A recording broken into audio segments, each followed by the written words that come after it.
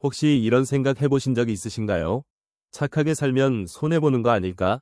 다정하게 대했는데 결국 이용만 당하는 것 같아. 주변에서도 많이 들으셨을 거예요. 요즘 세상에 착하면 호구된다는 말. 그래서 어느 순간부터 다정함을 숨기게 되셨을 수도 있어요. 괜히 잘해줬다가 상처받느니 그냥 적당히 거리 두자. 혹시 지금 이 영상을 보시면서도 그런 마음이 드시나요? 오늘은 그 생각이 조금 바뀌실 수도 있는 이야기를 해보려고 해요. 사실 뇌과학과 심리학 연구들은 완전히 다른 이야기를 하고 있거든요. 다정한 사람이 결국 이긴다는 거예요. 그것도 정서적으로만이 아니라 신체 건강, 수명, 심지어 사회적 성공까지. 오늘 영상에서는 하버드 대학교가 85년 동안 추적한 연구 결과 우리 뇌에서 분비되는 사랑 호르몬 옥시토신의 비밀, 그리고 남을 도우면 오히려 내가 행복해지는 헬퍼스 하이 현상까지.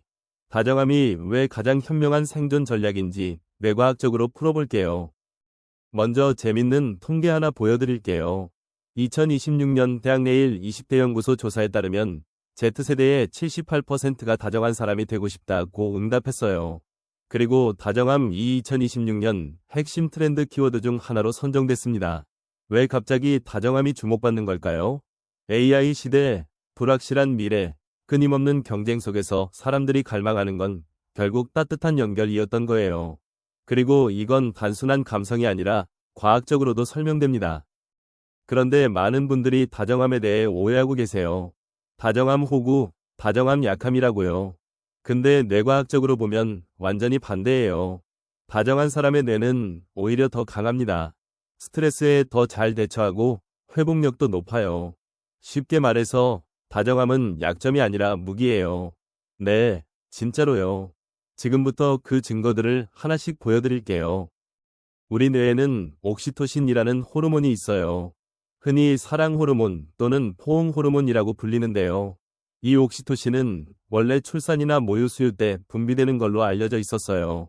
그런데 최근 연구들에서 놀라운 사실이 밝혀졌습니다. 우리가 누군가에게 친절을 베풀거나 따뜻한 대화를 나눌 때도 옥시토신이 분비된다는 거예요.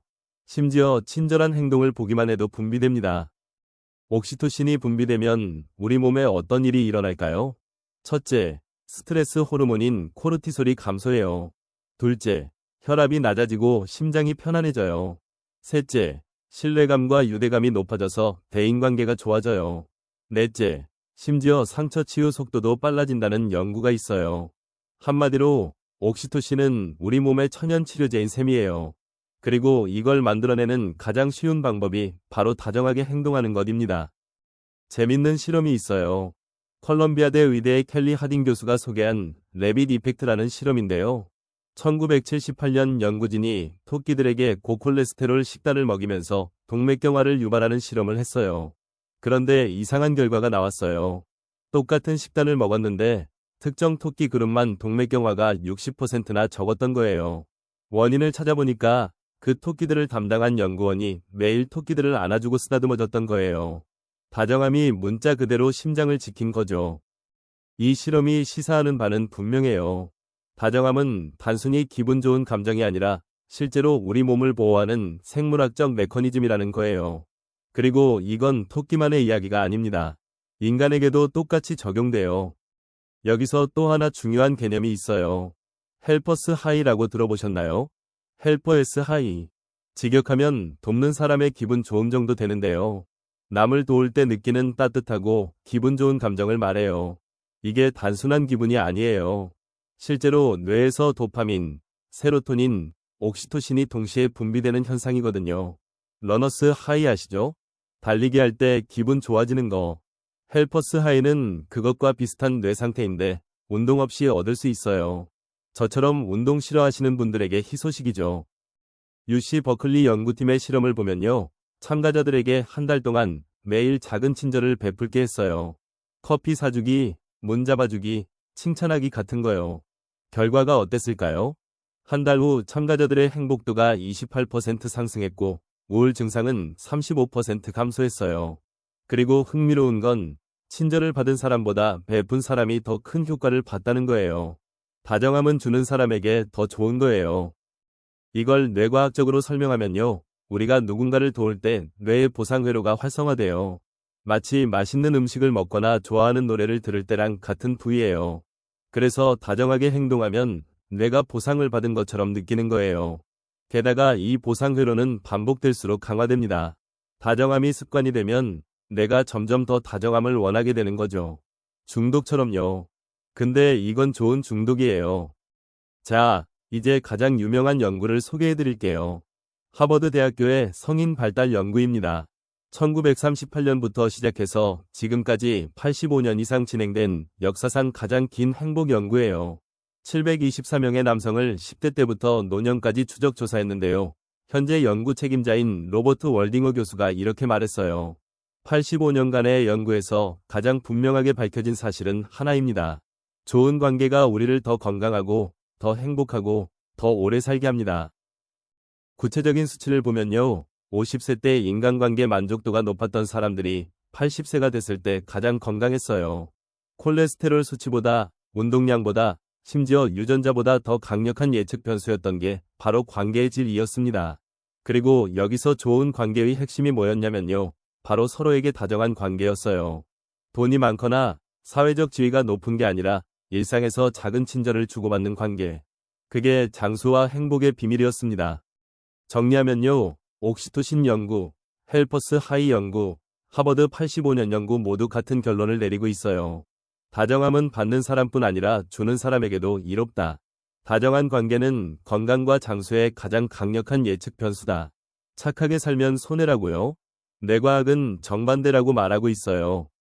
그런데 이런 생각 드실 수 있어요. 감정적으로는 그렇다 쳐도 경쟁사회에서 다정하면 밀리지 않나요? 재밌는 연구가 있어요. 와튼스쿨의 애덤 그랜트 교수 연구인데요. 조직 내에서 기버주는 사람과 테이커 받는 사람의 성과를 비교했어요. 단기적으로는 테이커가 앞서가는 것처럼 보였어요. 하지만 장기적으로는 기버가 훨씬 높은 성과를 냈습니다. 이유가 뭘까요? 다정하게 도와주는 사람 주변에는 사람이 모이고 정보가 모이고 기회가 모이거든요. 결국 가장 넓은 네트워크를 갖게 되는 건 다정한 사람이에요. 그런데 여기서 중요한 게 있어요. 다정함과 호구는 달라요. 무조건적인 친절이 아니라 건강한 경계가 있는 다정함이 필요합니다. 애덤 그랜트 교수도 이걸 강조했어요. 성공한 기버들의 공통점은 자기 자신에게도 다정했다는 거예요. 번아웃 될 정도로 퍼주지 않고 이용하려는 사람에게는 단호하게 선을 그었어요. 다정함의 첫 번째 대상은 자기 자신이에요. 나를 착취하려는 사람에게까지 다정할 필요는 없습니다. 그건 다정함이 아니라 자기 방치예요. 자, 이제 실생활에서 적용할 수 있는 다정함 훈련법 3가지를 알려드릴게요.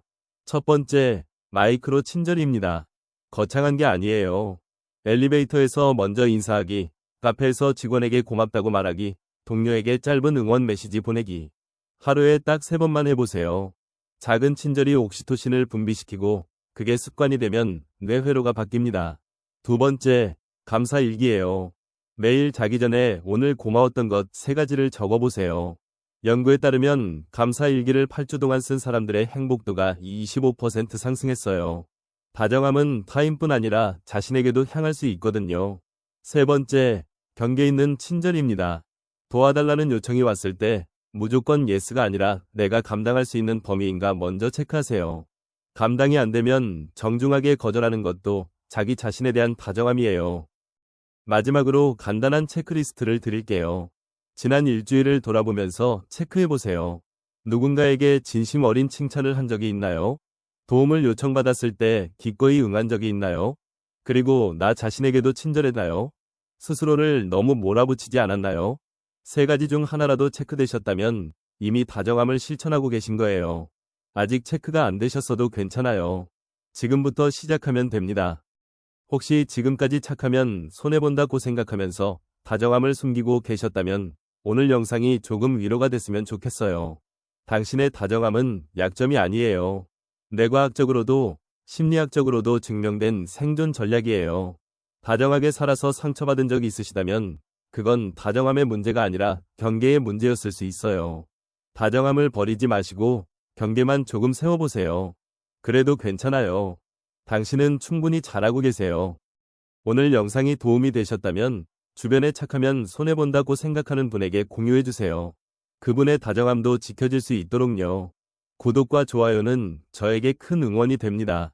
다음 영상에서는 다정한 사람이 인간관계에서 지치지 않는 비결에 대해 이야기해 볼게요. 오늘도 여러분의 작은 다정함이 누군가에게 큰 위로가 되길 바랍니다. 다음 영상에서 만나요.